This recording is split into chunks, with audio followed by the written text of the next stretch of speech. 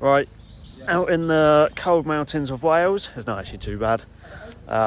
It's not wet, well, it's a little bit wet on the floor, but over at the Mick Extance experience today, so the guys are out, they've just literally left to go on their next one. So I'm about to go back out for the second part, but it's been a really good day out in the mountains, getting muddy and burning petrol. Yeah, right, we're over in the mountains in Wales. I'm here with Mick. We've just been out, just got back from a ride. So thank you very much for that. No, but good morning. It's been good. Yeah. Good. Yeah, it's nice because we're just saying that the other guys. I was just saying to, so we've got Jody from 1400 as well, and a few other guys. And I was just saying to them that it's nice when it's wet on the floor, because one, if you come off it, it's soft, but it's nice when it's not raining. So you've got the best of both worlds. So, but yeah, if you could start just by introducing yourself. Yeah, so I'm Mick Extance. Been running the centre now for nearly 14 years. Wow. Set it up originally with Honda, but I've been very lucky. My family was a very motorcycle orientated, and I've been lucky to come through the bikes and fell in love with a crazy thing called the Dakar rally that became a big part of me. So I kind of competed in that from 2002 to 2009, and then I wanted to put something back into it. I've always enjoyed bikes, been very lucky to get with the heart of it, but I also feel now it's important to spread that and give more people the opportunity to ride bikes, because unfortunately it's getting very difficult for people to ride bikes in an off-road environment. And I do personally believe now, after working in this environment for 14 years, there is a big need for it to help the safety of motorcycling. And I think if we can all have that opportunity to experience riding a bike in an off-road environment, it really does pay the rewards of being safe on the road. You've only got to look at, as we were just discussing, the world of road racing. Most of them people now are very good in the off-road world, and that kind of makes that statement. And I wish there was some way we could get the authorities to start to look at in a different light to involve off-roading in part of your motorcycle test. And a very big thing of mine is, unfortunately got diagnosed with a brain tumour, which was a big game change for me, changed my life. And now I think mental health is becoming a very big talked about subject. And I think there's a big opportunity there that we could do to help more to relieve this, with allowing people to ride in a much more open off-road environment, because we all need something to focus on. And bikes played a big part in my life. I think it's getting very difficult now for people to find that escape, and we need it. And hopefully one day the council or people in authority will view it. And to me, it's very important, as fast as we can, to get projects going to help reduce this kind of thing. I'd much rather see people riding bikes as chasing this crazy world of drugs or alcohol. Yeah. I think now it's reaching that key point that we need to view it in a different way, and that falls into the world of making biking safer, with a grass field, helping people kind of de-stress and finding something. Yeah. And that's a big part of what we're about here, trying to get that message across. And for sure, look at this morning, never ridden an off-road bike. Yeah. I think he's been where we've been. Yeah.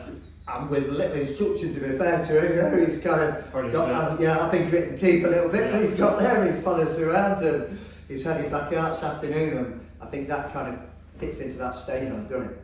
Do you think the big key as well, just going on what we were talking about earlier, was also it's in the younger generation? Like a few of them were saying that it's not really, you can't just go ride a bike anymore. No, you can't. No, you can't. And most kids are just on PlayStations, Xboxes, and all that crap. Yeah, and again, that's another part of the project, isn't it? I know lots of people now, unfortunately, aren't even coming out of city centres. It's not just about coming to see the world of motorbikes. It's to step into a different environment and feel the natural world, isn't it? Yeah. Step into a forest and feel it. That motor comes from coming to ride a bike. It's a much bigger picture than people see, and I think we have the best here of it. We could go and find a bit of wasteland and ride around, and I totally believe that mental health was not such a talked about situation, because we all had the opportunity to do it. And then personally for me, I'll openly say it, I'm very dyslexic, but I've been lucky enough to have a pretty cool life thanks to bikes. Yeah. and just pursuing that passion. Yeah, definitely. And I run a business and share that passion. We average about 160 people a month, and you know, that's a big part of what drives me to keep sharing that. And a big percentage of our business now is non-riders. Yeah. What a perfect place to come in to introduce yourself to bikes. So when you do go on the road, this has been your first port of call. So take riding on gravel, you've already experienced it. And I'm not being funny, in my opinion, if you can ride on this, the road's easy. Yeah. You know, the only other thing you've got on the road is other people, but Yeah. you should be driving a car enough to then understand that part. Yeah, it is, and I think now it's a growing sector, and hopefully, you know, now we can try and persuade the authorities to view it in a different way and get them to get behind some projects and keep pushing that. And that's, again, where I see, like this morning, we've had the start, the electric bike with us, Yes. which has caused a great bit of interest, put some nice smiles on people. Oh, it hasn't left them, has it? And maybe this could be where we could start to make some changes, because it is a bike that we can take to city centres. Yeah. And hopefully then we can make life a little bit easier for the younger generation to come and pursue riding a bike, because it's very difficult for now to reach, for a lot of people, rural areas. So if we could now grab the attention and take the electric industry into city centres, it may be much more accessible to start the younger generation chasing it. And that would be a big thing for me, to try and get that a little bit clearer and get young people stepping into the world of bikes. And hey, we might keep producing world champions, because we've definitely gone off the boil on that one at the minute. Yeah. Because that's so. Well, going back to starting this. So, what did you start that in 2009? 2009, yeah. And what was that? Was that literally your plan? Was to you wanted just to introduce that to everyone else? And It was kind of a big thing for me, because I've been doing the Dakar since 2002, and I went to South America to compete in 2009. And of course it was my life, but there was a lot of pressure coming in to find the finances. You know, I've been very open. It took a big percentage off of me, and I kind of got to the end of it and thought, I want to just try and take a little bit of a change of angle to it. And my views was, I wanted to then set up a centre with the blessing of Honda and share my passion. And 14 years later, we're still here. I enjoy it as much as the first day, and I think that was a decision in the right direction to share. Yeah, and we're very lucky to have the community and is supporting us, and a great place to do it as well. And you know, it's a turn up and ride package where we provide bikes, big smile, and the clothing. You know, with RST, which is one of the biggest clothing brands, are a massive part of this from a safety point of view. And I think, again, clothing is equally as important as addressing the safety of bikes. The two have to work together. Yeah. What's that saying? Is it just for the slide, not for the ride? Yeah, absolutely. And that's another big part. It's great. The two should work together. Yeah. It's the training to ride a bike, and then the clothing we're going to wear on the bike, and that hopefully through the centre helps keep it all together. And I really enjoy the non-rider aspect, introducing people to bikes. It's a big thing. And you know, now I've just set a little project up. There's a new rally being launched called the Railway to Dakar. So January 25 we're going to head off, and we've got a few people joining us who have only been riding for a year, never competed in a competition. What a great journey to come from stepping to Wales, me teaching them to ride. Next January they're going to be heading to Morocco to, you know, open up a whole new world for them, to enhancing one of the toughest races in the world, from a year as a non-rider to going to see a whole different culture of a way of world. And that to me is a very big driver, and that what excites me. I'm so looking forward. That was me all those years ago, and now that opportunity has come to share that passion, and who knows where that's going to steer. Yeah, as well, that sort of probably answers the question I was going to answer. I was going to ask what keeps you motivated, but that sounds like that. I think there is a big world out there, and we need something to find it, and maybe bikes is that puts a smile into it. You know, there's like, you know, we look at the world of racing, Peter Hickman and all those people, the Ironman TT. Yeah. You know, it's the drug in it, and we can't stop. No, exactly. Yeah. And what got you into the Dakar? Did you just watch it and think that's what you wanted to do, or? Bizarrely, stood in a pub in Longheath where I used to live. Probably had way too many beers, and I'm stood staring at the TV, and suddenly these bikes went across in the Sahara Desert, and I stood there shivering. It just dropped my attention like that, and I think probably in a drunken state said to my friends, "That'll be me one year," and kind of carried on drinking, and then you know, 2001, unfortunately my dad passed away, and I kind of shook his hand and made a promise to myself that that crazy night in the pub at 17 had to become reality. Yeah. So 2002 was the start of the dream, and again, as we were saying, there is a way we can commit to things. Yeah. There is. If we want something bad enough, we will make it happen. And so many people are, I wish I'd have done that, could have done that, should have done that. Unfortunately, we should do it. You know, look at me, spent the most of my life doing bikes. 2017/18, got caught with a brain tumour, bizarrely not recognised where we sat now. Got rushed to hospital, told you've got a brain tumour, yet survived some of the most craziest motorcycle events in the world. Yeah. And here we are, still smiling and inspiring people to do things well. We have an opportunity to do it, and that is a big part of me, hence why we're going to haul it to this railway to Dakar, and I'm sure that's going to open up their world, and hopefully they inspire them, the next generation, to do things. And that's the thing, it could just be so easy just to have something happen. It could be something so little in your life to then go, alright, that's been done. Yeah. But no, it's not then. It's Make it happen before, yeah. is my motto, you know. So many people go up that avenue, unfortunately. You could relate back to normal life. When I retire, it's the classic, isn't it? When I retire, surely let's not look at it, let's do it tomorrow. Yeah.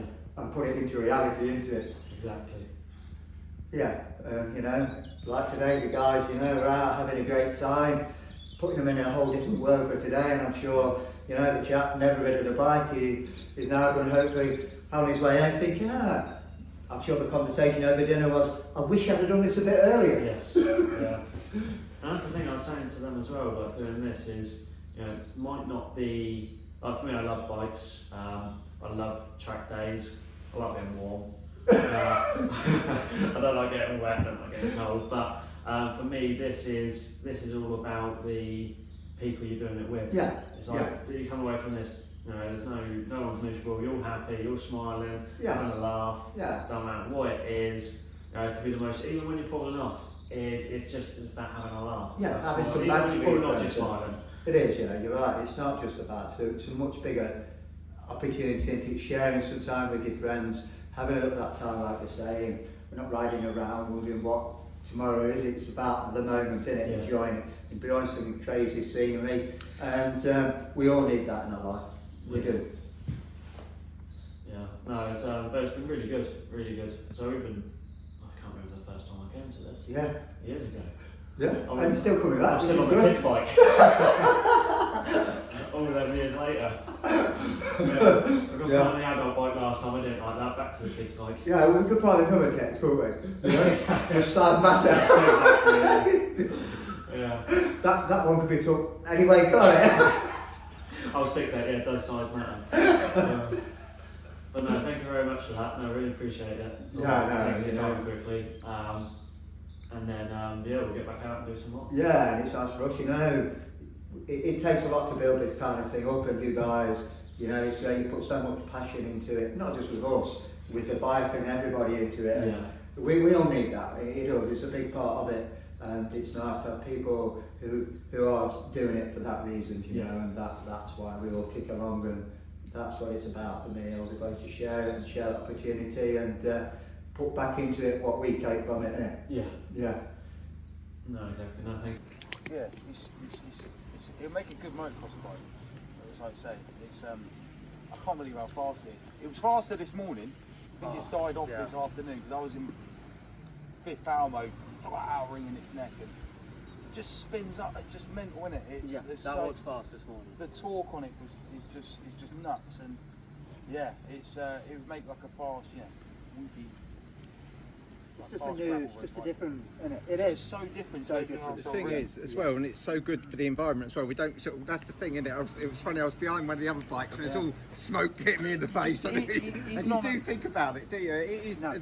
So that's the other side. You know, it's a great bike. It's as sort of in sense good as the others, and it's great for the environment as well. You know, it's brilliant.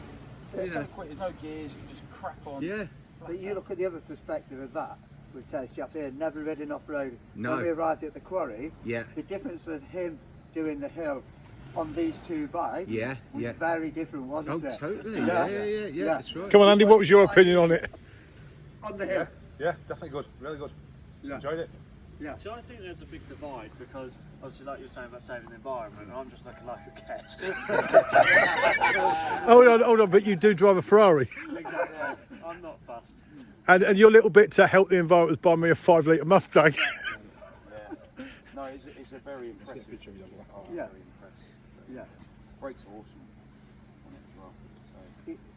So, You know, you've got the beaters, which is a big part of it, but then you've also got the electric side of it. It's two completely different bikes, petrol against electric. Electric will always be a combustion, won't it? Because like the instant power. Would you say? You couldn't do a hard. I would struggle to do a hard enduro on that compared to something like that. It might be a bit. Some of the suspension that's quite soft.